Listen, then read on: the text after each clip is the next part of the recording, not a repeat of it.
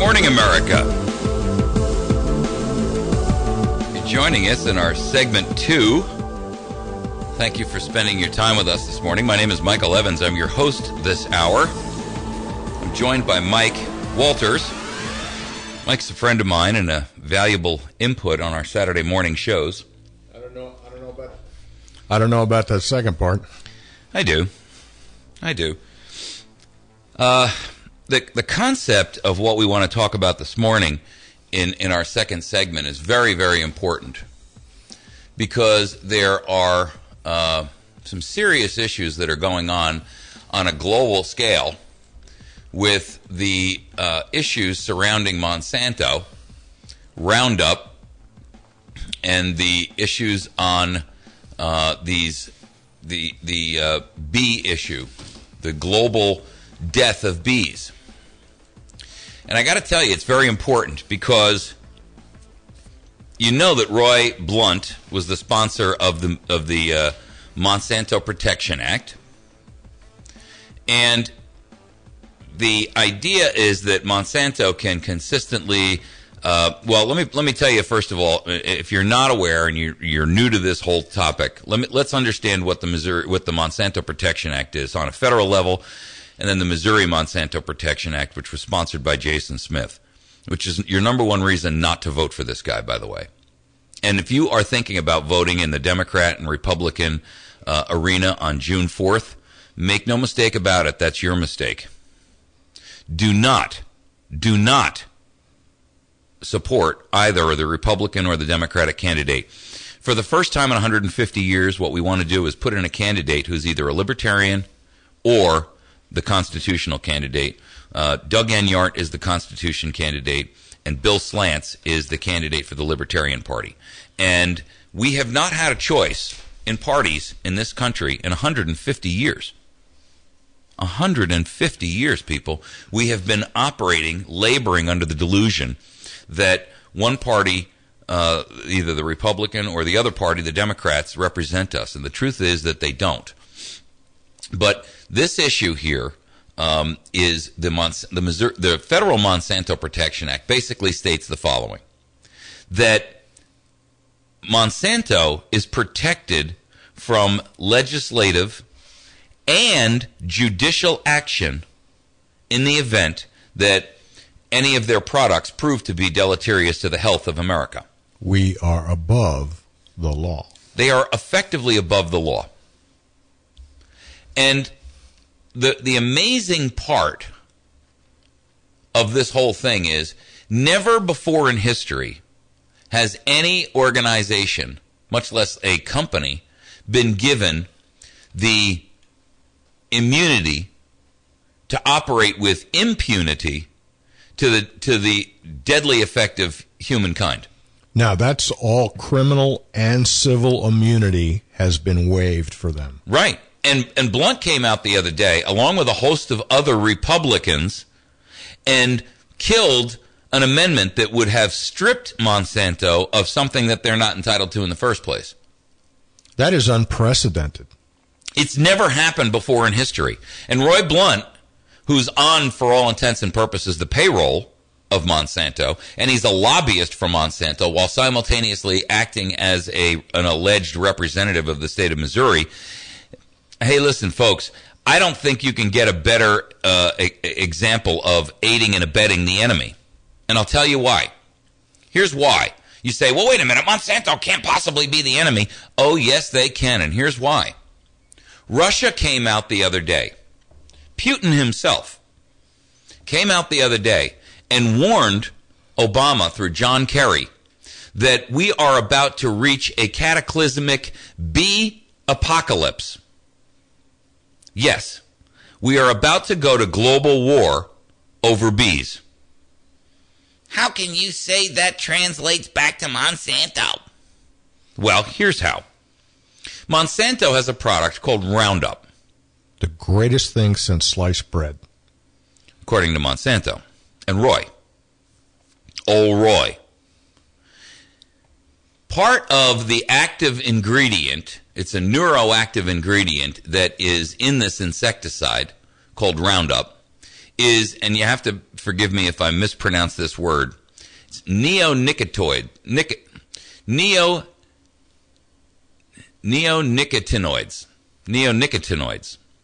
If I say it enough times, I'll have it right. These neonicotinoids are destroying the planet's bee population. This is what's causing the death of literally millions of beehives around the planet. Now, well, what's that got to do with anything, you ask? Well, bees are the primary methodology by which plants pollinate. That's right. Bees pollinate crops.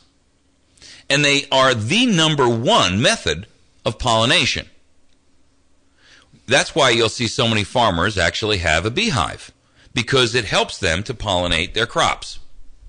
Now, these neonicotinoids, I told you I'd get it, are a part of Roundup, which when these bees land on these plants that have, where Roundup has been used as an insecticide, the bees bring this back to the hive. It kills the queen. The hive dies.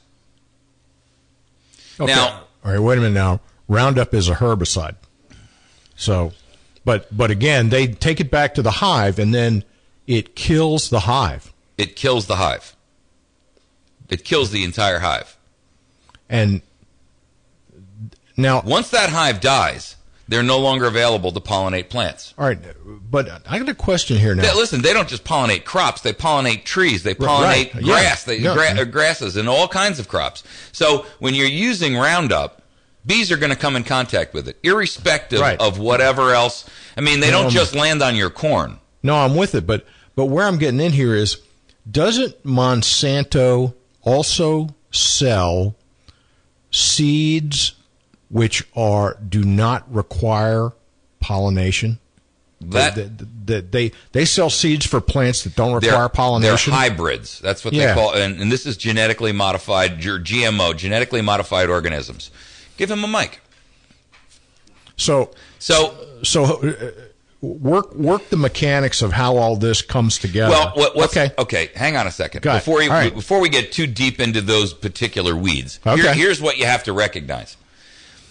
The other day, John Kerry went over to meet with the Russian ministers, and these are minutes that came out of a meeting where Putin actually had the shocking minutes related to a President Putin meeting with this past week with U.S. Secretary of State John Kerry, revealed that the Russian leaders, quote, extreme outrage over the Obama regime's continued protection of global seed and plant biogenetic plants, or giants, Syngenta and Monsanto, in the face of a growing bee apocalypse that the Kremlin warns will most certainly lead to world war.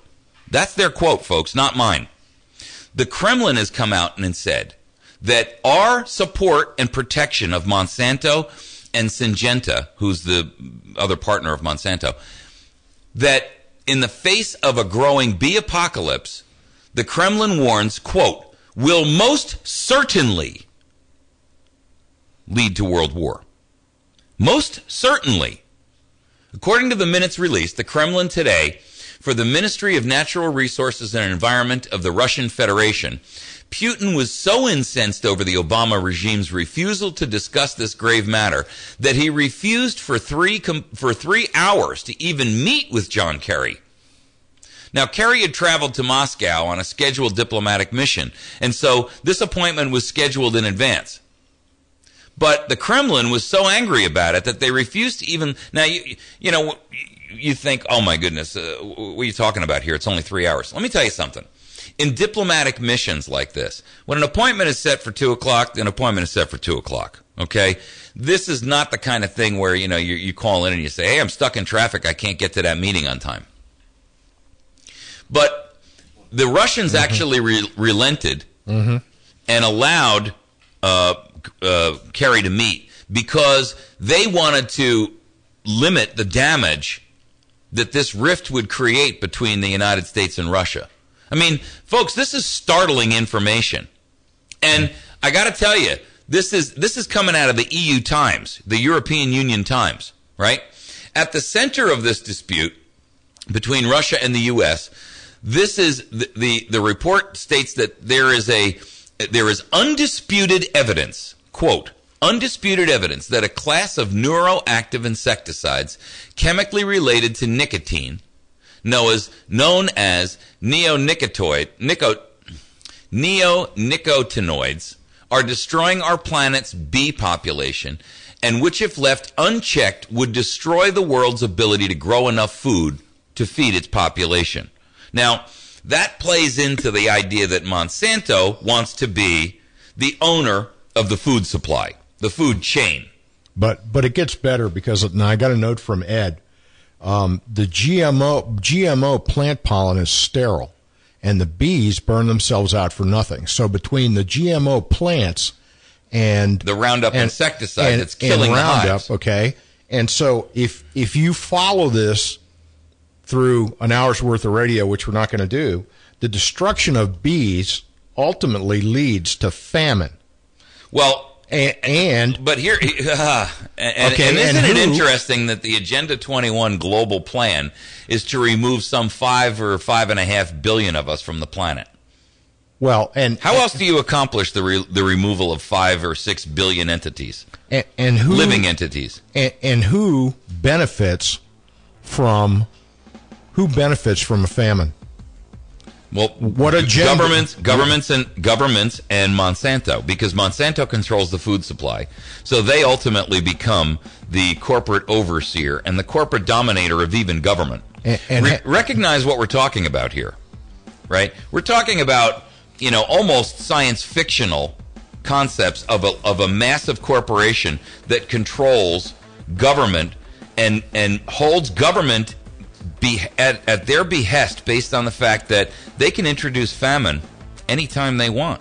I want to talk to that topic of government-induced famine when we get back. We're going to be back in just a second, folks. You're listening to America's Voice Now. Have you heard? Proactive is America's top acne system because it's fast and gentle, and it's all about prevention. So stay tuned for a chance to participate in a 60-day trial to prove it. Do you have troubled skin, acne?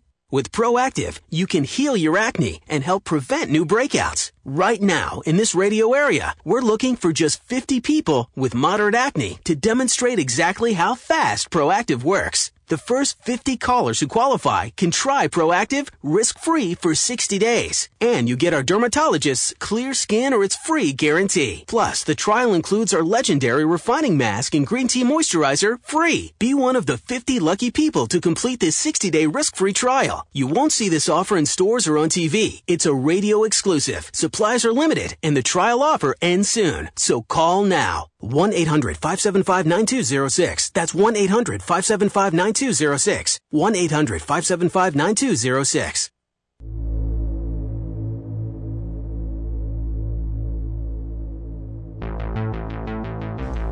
All right, we're back. Here's the implications of this. The European Commission, just this past week, has instituted a 2-year ban, and it began in December of 2013, on bee-killing pesticides. Now, Switzerland was the first nation to come out with these pesticide bans. They were immediately followed by France, Italy, Russia, Slovenia, Ukraine, all of whom had previously put bans in place on the most dangerous of the genetically altered organisms that were being used in those European nations. Now, the implication here is very simple. When you eliminate bees, you trim down the amount of food supply that's available, because if the bees aren't there to pollinate, then your food supply dwindles. It's interesting that Monsanto was specifically named by the European Commission and by the Soviet Union and Russia and Putin directly to John Kerry as being one of the causes here, along with Syngenta. Now, understand what we're talking about here. This is the equivalent of global genocide. Genocide is usually attributed to a population group that you can, it's normally ethnic or national in its scope. But when we're talking here about genocide, we're talking about Agenda 21 type genocide, which says basically the planet can only sustain 1.5 to 2 billion people. And since we have 7 billion, we've got to have somewhere between 5 and 6 billion of us have got to go. And how else would you accomplish that? Well, the way Stalin did it was by taking all the grain and taking all but a minimal amount of seed grain away from all the kulaks in the Ukraine and allowing 5 to, they don't know how many million people to starve to death in the 1930s. 50 million is the current estimate, or currently tossed around, most logical number. At 50 million, that makes Hitler look like a piker. Yeah, I mean, he looks like a and we can claim that it was a Cub Scout is the word I was thinking. We can claim that it was an act of God which was beyond our ability to do anything about it. Right. And we just couldn't do anything about it. Well, and now millions of people are dead. We can't act that way for too long because the entire European continent, folks, the entire continent is banning Roundup and banning these products that we know to be not only deleterious to the health of human beings, but also the bees. Now, let me tell you something. This situation is gotten to the point where Europe is calling this quote-unquote grave. In political parlance, excuse me, in political parlance, very, very rarely in diplomatic circles do nations start calling another nation's activities a grave threat. You got to understand that all of this is done in PC language, right? And everybody is constantly slapping the back of the other guy and trying to, the other nation. Very, very rarely do nations take a stand like this. And these products that they're concerned about, the neonicotinoids that are being banned are Actera and Cruiser, made by the Swiss global biotech seed and pesticide giant Syngenta. Now, Syngenta employs 26,000 people in 90 countries, and it ranks third in total global sales in the commercial agricultural seed market. Important to note is that Syngenta, along with the biotech giant Monsanto, and also there's a couple of other names in here you got to know. Bayer, as in Bayer aspirin. As in Zyklon B. As also the inventor of Zyklon B. And by the way, you should know the history of Bayer, because you'll understand after you understand their history that they're comfortable with the idea of genocide. They were the creators and the inventors of Zyklon B, which were used to put some 6 million Jews to death and some 6 million non-Jews to death under Hitler. Dow and DuPont are also part of this global, this global organization of companies that are producing, one, genetically modified products, but also these insecticides that are destroying the bee populations. So let's understand their names. Syngenta, Monsanto, Bayer, Dow Chemical, and DuPont. Now, DuPont is based out of Delaware on the eastern seaboard. And for the argument's sake, DuPont, if you're not familiar, was founded by the industrialist DuPont, who French industrialist who's, well, he's American, but came from France. And, that company has a long history also of placing, of doing some fairly dangerous things around where their effects were deleterious on humankind. They, don't get me wrong, they've come out with a lot of good things too. They come out with crazy glue, which we all use on a routine basis. But, that doesn't take away from them the the dangers that these companies have essentially inserted into our society and you have to realize this is global in its scale. This isn't just United States. The problem that the Russians have is that they're deeply concerned about the fact that the United States is the one who's protecting these companies. And collectively, between Syngenta, Monsanto, Bayer, Dow, and DuPont, they control 100%, or virtually, 95%, 98% of the global market for genetically modified pesticides, plants, and seeds. So what this is doing is putting these companies in a position where they can control the food supply. And for all intents and purposes, we know they already control government. We've watched what they've done to Roy Blunt. Not without Blunt's assistance and cooperation and willingness, by the way. But they can corrupt governments. That's how powerful they are. By themselves, they can corrupt governments. So what you're talking about is corporate terrorism. No, what I'm talking about is fascism. Corporate fascism.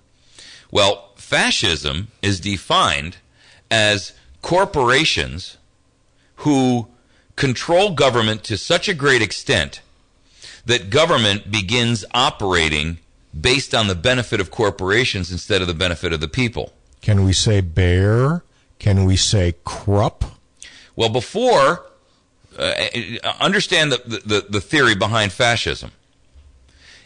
The state becomes totalitarian in its nature because these corporations have, for all intents and purposes, corrupted public officials to the point where they pass unbelievable beneficiary legislation that adheres to them. Then the citizenry says, hey, wait a minute, who do you represent here, us or them? And then government uses its police power to clamp down on the citizenry to now enforce the legislative beneficiary or behest that they've given to these corporate masters. That's where fascism truly plays its greatest role. That's not socialism, and it's not communism, because in communism, the government owns the means and the method of production. In socialism, it owns the means and the method of production in concert with public companies. In fascism, companies own the damn government. And this goes back to what you talked about in yesterday's program that had to do with why the 17th Amendment, why senators should be elected by the state legislatures. Sure, because those states then have control over how those legislators perform and act, and they can withdraw them, yank them back, fire them, restart with a new one, force and control their activities in Washington so that they accurately represent the state, not these global corporations. I'm telling you that I tell you what, this article is so important. If you do not read this, I'm writing you off. This is so important, and I'm telling you why. This is so critically important that you have to understand the implications of where this is going in not only just the United States of America. I mean, we're ticked off about GMOs, and we're ticked off about failure to GMO label and things like that, because we know that it's dangerous for us. But what you're not taking into account, and you're thinking about it, is that the danger that is being created on a global scale when we're talking about nation states going to global war over our supporting and protection of these corporations who have, for all intents and purposes, bought our politicians lock, stock, and barrel. They own them. They are puppets for their purposes. Roy Blunt is a perfect example. Missouri, if you do not get Roy Blunt out of office on 2016, I'm telling you right now, you have absolutely failed in your duty as a state and as the electorate of that state. Roy Blunt is probably one of the worst politicians. I'm telling you right now, he's even worse than Claire McCaskill. Ooh. We're going to take a break. We'll be right back.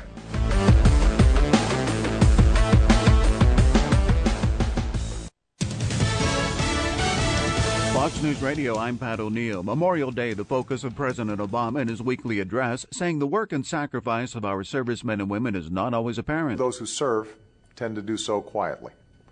They don't seek the limelight. They don't serve for our admiration or even our gratitude. In the GOP response, Oklahoma Senator Jim Inhofe recognizing local, state, and federal workers in the wake of the area's devastating tornadoes. The direct needs of those affected on the ground are being met. Oklahoma has been hit hard, but we're not knocked out. Many consumers fired up over the cost of their holiday weekend barbecues this year. Wholesale meat prices hit a record high this week. Analysts blame the drought, and they warn that as expensive as those burgers are for this weekend, they'll be even pricier by the 4th of July. Fox Radio's Steve Knight, the wholesale price of choice grade beef jumping $2.11 a pound this week. Fox News, we report, you decide. Thanks to Jason over at Wits End Classic Barbershop for sponsoring our phone lines. You can call our Wits End Classic Barbershop hotline, and you can get over there and get yourself a shave and a haircut. 2 bits. Well, a little bit more than 2 bits. Thanks to our friends over at Pizza Hut as well. On Porter Wagoner Boulevard, they have an outstanding lunch special, and on Tuesday nights, they have Kids Eat Free. Children under 12 eat for free. They're on Porter Wagoner Boulevard in West Plains. Make sure you visit Pizza Hut. Our friends at the Battery Station, 303 Washington Avenue at batterystation.com. You can also reach them via telephone at 257-7799. Folks over at West Plains Pawn and Gun. Kenny's a friend of ours and a great supporter of our program. 417-256-3000, located about a mile and a half on Route 160 past Walmart. You can reach him also on the web at westplainspawn.com. Ozark Mountain Self-Reliance. Half-mile east of Walmart at Route 62 in Mountain Home. You can find them on the web at ozarkmtnselfreliance.com. And you can call them at 870-492-4030. My friend Mary over at Chantilly's Artisan Bakery, the best damn bakery in 100 miles. She can be reached at 417-255-2253. You can also find her at number 2 Evans Arcade. Outstanding bakery. Bill Stone over at Stone Construction at 2930116. Whether remodeling, building new, or doing some kind of custom construction like commercial or farm work, Bill's the guy for you. 2930116. This is Leroy Spunk of Pottersville. I'd like to hire Mr. Cooper Boy to haul my old bag off with his pickup truck to the Howell County line and drop her off, because when she sits around the house, she sits around the house. She's got black and blue circles on her body where people have been touching her 10-foot pole. Join Cooper and Company weekday mornings 6 to 8 a.m. here on the Ozarks Best News Talk, 107.1 The Point. And remember that Mr. Coffee Dude will have the last word. Weather sponsorships are now available on News Talk 107.1 The Point. Get more information, email info@diamondmediaradio.com for complete details. From the Point Weather Center for this morning, we expect mostly sunny skies to kick off the holiday weekend with a high of 77. There's a chance of showers and thunderstorms. Tonight, look for a chance of rain. We could have a thunder shower. It'll be mostly cloudy, yellow 59. Sunday, there's a chance of showers and storms. It'll be partly sunny. You expect a high of 80. I'm Rod Tanner, and for more information, visit my1071thepoint.com. Hi, I'm Scott Corman, President of Community First. We want to be your bank. We believe in the strength of our communities, businesses, families, and future. We're not just locally owned, but community owned. And we operate today just as we started, by living up to our name, putting you and our communities first. Living up to our name, community first, banking company. Member FDIC, Equal Housing Lender.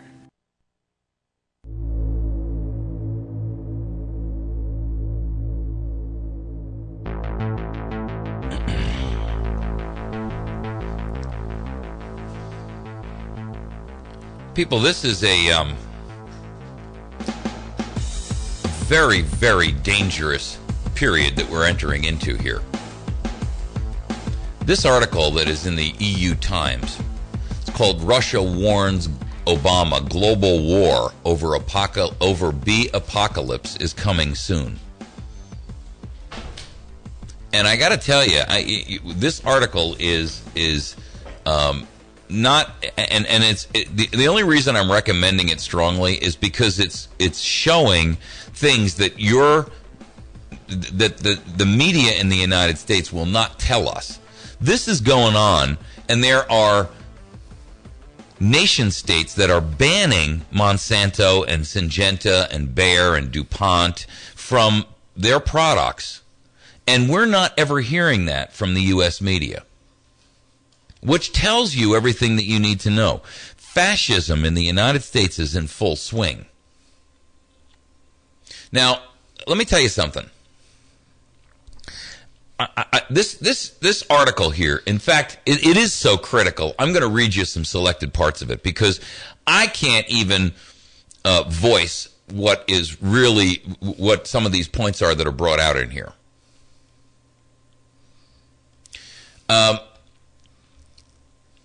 Syngenta, Monsanto, Bayer, Dow, and DuPont now control nearly 100% of the global market for genetically modified pesticides, plants, and seeds. Also of note is that Syngenta in 2012 was criminally charged in Germany for concealing the fact that its genetically modified corn killed cattle, and it settled a class action lawsuit in the U.S. for $105 million after it was discovered that Syngenta had contaminated the drinking supply of 52 million Americans in more than 2,000 water districts with its herbicide Atrazine, which they refer to as gender bending. Not quite sure what that means. I'm going to have to do some homework on that. To how staggeringly frightful this situation is, the MNRE report says this can be seen in the report issued last March by the American Bird Conservancy Group, where they warned that the whole planet is in danger, and as we can in part read, as part of a study on impacts from the world's most widely used class of insecticides, nicotine-like chemicals called neonicotinoids, American Bird Conservancy has called for a ban on their use as seed treatments and for the suspension of all applications, all pending an independent review of the product's effect on birds, terrestrial and aquatic invertebrates, and other wildlife. And by the way, this is in one instance where I'm in agreement with the tree huggers. What do you want to bet that when they were testing these neonicotinoids, it was like, okay, we're making a herbicide here. So the government made sure that they tested the herbicide for everything that had to do with plants and everything that had to do or things they thought it had to do with human beings with little or no regard as to how it would affect all the other creatures that... It's the law of unintended consequences. Exactly. Exactly. And here's why you need to hear this. This is straight out of the report. This was a report that was done on, it's called The Impact of the Nation's Most Widely Used Insecticides on Birds. Okay, and this was done by the ABC Group. A single corn kernel coated with a neonicotinoid can kill a songbird. Even a tiny grain of wheat or canola treated with the oldest neonicotinoid known, which is, I can't pronounce its name, can fatally poison a bird. And as little as 1/10 of a neonicotinoid-coated corn seed per day during the egg-laying season is all that is needed to affect reproduction. The report concludes that neonicotinoids contamination level in both surface and groundwater in the United States and around the world are already beyond the threshold found to kill many aquatic invertebrates. Here's their statement. By the way, for the record, a group of American beekeepers and environmentalists are actually suing the Obama administration because they're allowing these neonicotinoid uses in the United States. And here's what their quote is. "We are taking the EPA to court for failure to protect the bees from pesticides. Despite our best efforts to warn the agency about the problems posed by neonicotinoids, the EPA continues to ignore the clear warning signs of an agricultural system in trouble." I'll tell you what. This is, and by the way, you know, the EPA is one of those agencies that gets kind of like the IRS, you know. Everybody acknowledges that there's a place for it, but, and there's a place for the IRS, and there's even a place for the EPA. I mean, I want to make sure that companies can't run amok and be pumping raw sewage into our drinking water, too. I get that. But these agencies have gotten so, first of all, they're under the thumb and under the control of companies like Monsanto. Well, I was going to say, shouldn't this be a cause that the EPA should champion? Exactly. That's the problem, is they've become so corrupted that they are no longer able to function in the capacity for which they were designed. The Environmental Protection Agency is protecting these agri-giants, agri-tyrants, as I call them. Oh, I like that term, agri-tyrants. Agri-tyrant. I use it all the time. I like that. Every time you use it from now on, you owe me a penny. Oh, I want royalties on agri-tyrant. All right. So here's the point. You have to realize that these pesticide producers are reaping financial benefits while at the same point in time doing catastrophic damage to the environment and to the food supply. You see, that's why, believe it or not, you want to talk about the irony of the tree huggers and the conservatives getting in bed together. You know, in this case, it makes for strange bedfellows, because here you've got a liberal/progressive group, right, of the tree-hugging environmentalists who are literally jumping into bed with the conservative populace and the conservative agencies out there who are saying, if you don't stop this, you are creating a worldwide catastrophe in terms of our food supply, which will lead to global famine. But this is groups getting together for common cause, which is what is now lost within our government. Absolutely. I mean, that is a very, very astute observation.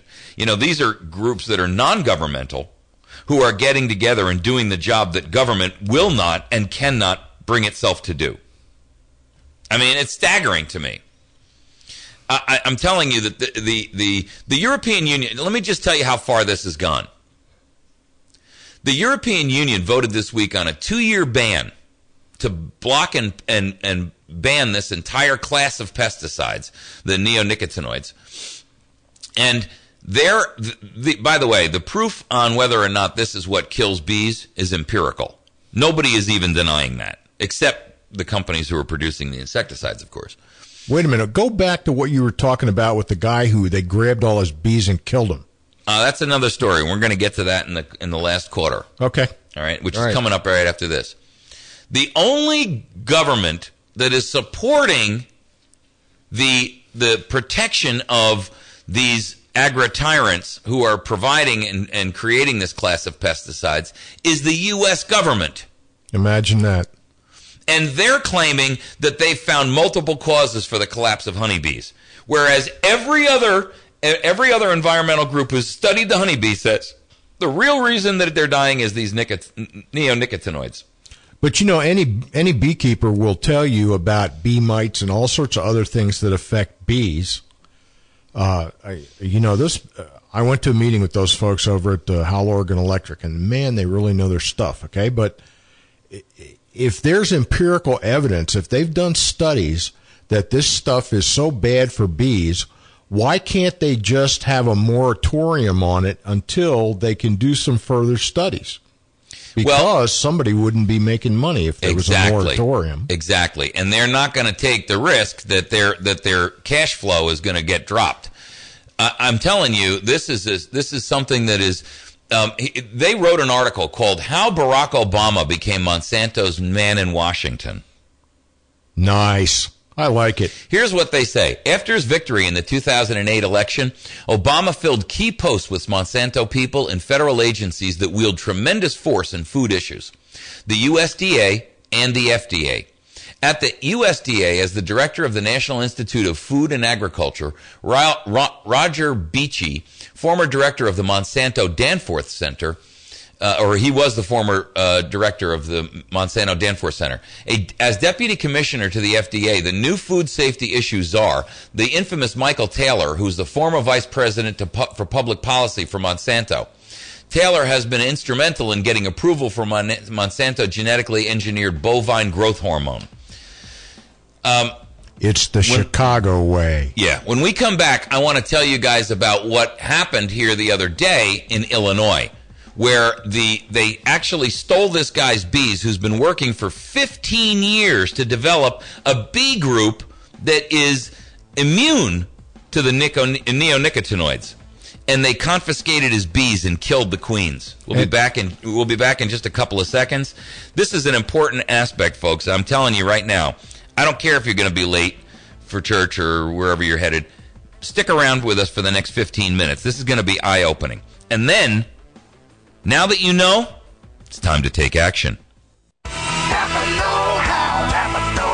Stop and save up to $50 with Napa Know-How. Receive up to a $50 rebate Visa card by mail with qualifying brake parts purchased when you upgrade to premium or better. Stop by and ask for details. Or how about a Napa Evercraft half-inch air impact wrench for just $37.99? Napa Know-How. Napa Auto Parts, 311 St. Louis Street in West Plains. Napa Know-How, Napa Know-How, Napa Know-How, Napa Know-How. The Battery Station in West Plains is your headquarters for getting and being prepared. Natural disasters, civil unrest, personal and family protection, long-term sustenance, and most importantly, peace of mind. Berkey bottles and home-sized water purification systems, survival food, MREs, freeze-dried food, survival knives, lanterns, ammunition, military sleep system, and of course, batteries of all shapes and sizes. Take charge of your own survival and security. The Battery Station, 303 Washington in West Plains, 417-257-7799 or batterystation.com. Hi, it's Hugh Hewitt on the next Hugh Hewitt Show. The next governor of Virginia, Ken Cuccinelli. The current senator from South Dakota, John Thune. I'll also be joined by Bill Kristol, and we'll talk with all of them about immigration reform and what is ahead in the United States Senate, and Marco Rubio. Don't miss any minute of the next Hugh Hewitt Show. Sundays from 6 till 7, following Money Talk with Bob Brinker, it's the Weekend Journal with Hugh Hewitt on the Ozarks Best News Talk 107.1. I had this illness that really made me powerless over alcohol, and that insisted that I got drunk. And so I got drunk. It doesn't have anything to do with trying to control it. An alcoholic who picks up the first drink will pick up the second drink. I can't say to anyone, no, don't drink. But I can say that when you decide you don't want to drink, come to AA. The door to AA is always open. Alcoholics Anonymous. It works. Look us up. Check your phone book, newspaper, or AA.org. All right. Let me just finish this article here about the EU. Russia has now suspended the importation and the use of all Monsanto genetically modified corn. All of it. And this is the result of a breast cancer and organ damage study that was done in the past September. They have basically come back and said, this is the Obama regime's response in their article. The U.S. House of Representatives quietly passed a last-minute addition to the Agricultural Appropriations Bill for 2013 last week, including a provision protecting genetically modified seeds from litigation in the face of health risk. This is world news, people, what Roy Blunt pulled on us. The rider, which is officially known as the Farmer's Assurance Provision, has been derided by opponents of biotech lobbying as the Monsanto Protection Act because it would strip federal courts of the authority to immediately halt the planting and sale of genetically modified seed crop regardless of consumer health care or health issues.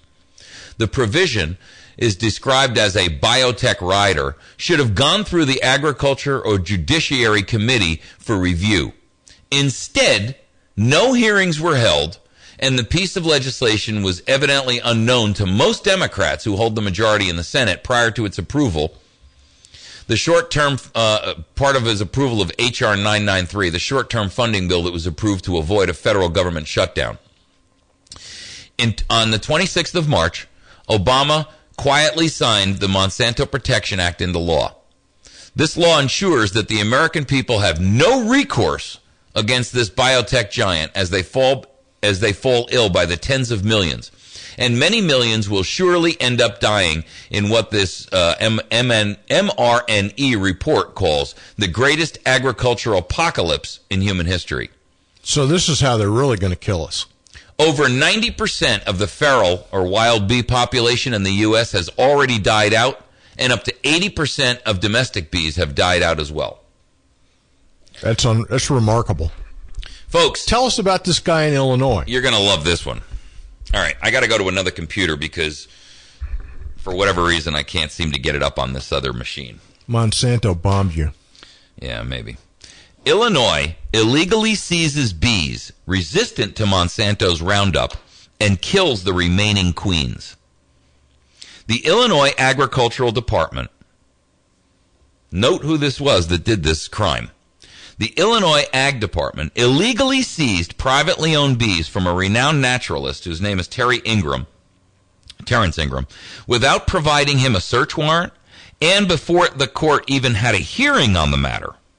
Behind the obvious violation of his constitutional rights is Monsanto. Ingram has been researching Roundup's effect on bees, which he's raised for 58 years. They ruined 15 years of my research, he tells the Prairie Advocate, when they stole his stock.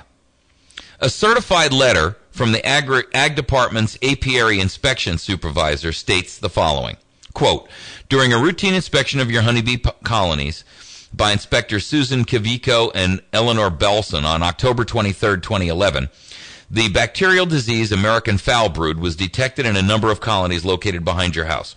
Presence of the disease in some of your colonies was confirmed via test results from the USDA Bee Research Laboratory in Beltsville, Maryland, that analyzed samples collected from your apiary. End of quote. Ingram says he can prove his bees do not have foul brood, and he planned to do so at a hearing in April. However, the state didn't wait for that. They instead came in early and seized his bees without a warrant and without probable cause other than this certified letter they'd sent. They did this at the end of March before the hearing could actually occur in April. Now, they have not returned the bees, and no one in the Ag Department seems to know where their bees are. They're dead. No, I mean, does this sound like the IRS and... Nobody knows nothing. I know nothing. Well, and they did it without any court process and without any judicial review. Well, here's an interesting paragraph in this story. Yeah. The bees could have been destroyed, or they could have been turned over to Monsanto to ascertain why some of his bees are resistant to Roundup. Without the bees as evidence, however, Ingram simply cannot defend against the phony charge of foul brood. Worse, all of his queens died after Kavico and Bolson inspected his property outside of his presence and without a warrant. So basically, they came onto his property. They trespassed. They had no warrant. Now, of note, Illinois beekeepers are now going underground after Ingram's evidence, and they're refusing to register their hives. Why the hell do you have to register your beehive in the first place? That's bull. Register a beehive? Get out of here. So here's what's happening, people. What we are finding is that this is fascism run amok in the United States of America. Beehive registration? You have to register your beehives in Illinois. I guess they're assault bees. Probably they got a bayonet lug on them or something, okay? Yeah, well that... Oh, my gosh. A bayonet lug. Yeah, that makes it an assault bee. You know what they are? They're drones. Ah! And they carry those little pollen bombs. Is that what it is? See, now here's a case where drones are a good thing. Yeah, they're 30-round pollen bombs. Here's a case, though, where drones are a good thing, except that now a corporation gets involved with it, and this is they trespassed on his property. They seized his property without a warrant. Right, and all of his queens died after their visit. So what did they do? Did they spray something in there or inject something into his hives? Yeah, imagine that. They just happened to all die. And folks, you got to recognize that this is the Illinois Department of Agriculture, right? This is a state agency that is operating on Monsanto's behalf by destroying this guy's bee population. Go ahead, caller. Yeah, I'm an Illinois beekeeper myself. I just moved down here to Missouri because I lost about 20-some beehives. In Illinois? Yeah, right there in upper middle Illinois there. Okay, so tell me more about this. This is very interesting, and I'm glad you're listening. You mentioned that Susan Kavico or something like that? Yeah. Susan Kavico and Eleanor Bolson. Okay, well, I've had experience with the Susan lady. She's the lady that she inspected my bees. I went over there to sell honey one day, and I come back, and there was 13 out of 16 beehives that had thousands and thousands and thousands of dead bees laying all over the ground. So I called the U.S. Department of Agriculture, and they sent this Susan Kabiko out there to inspect my bees. The only thing she checked for, she took a few samples and pictures of them dead bees. I don't think they checked my bees for foul brood at all. Mm-hmm. She took some samples of a beehive that had small hive beetles in it, but that was the only sample she took to my knowledge. Well, now, what this beekeeper is saying is that Ingram, he's saying that he could have proven beyond a shadow of a doubt that he didn't have foul brood, but by them taking his bees and killing his queens, his proof is gone. I don't know much about beekeeping, but I know enough that I want him here. So tell me, is that reasonable? Oh, yeah, I guess they could come in there and steal them easy enough. I mean, the bees, they all go in their hive at night after dark, and you just go over and stuff some rags in the entrance, pick it up, throw it in the back of a pickup truck, and go. Well, now, tell us about this whole registration and this. Tell us about the bee police in Illinois. Is it true you have to register your beehive with the Department of Ag? Statutes in Missouri say the same thing, but they don't have anybody there to enforce the statutes in the state of Missouri. Really? So when I moved my bees from Illinois down here into Missouri, I brought 16 hives with me. I lost half of them I split them last summer, and then we had that drought, and I lost half of them, and I'm still at 16 hives. I should have had 30-some, but... Now, they're saying here that the Illinois beekeepers are now going underground to keep from having the same thing happen to them. And they're not registering their hives. Who do you register your hive with? U.S. Department of Agriculture. And get this. What happens if you don't? Well, I'm not sure what the penalties are. But as soon as that Susan, I had mine registered. But as soon as that Susan lady came out and seen how many bees I had out there, she's just a paid employee. I don't think she's in cahoots with nobody at all. She's just following orders like the good Nazi that she is?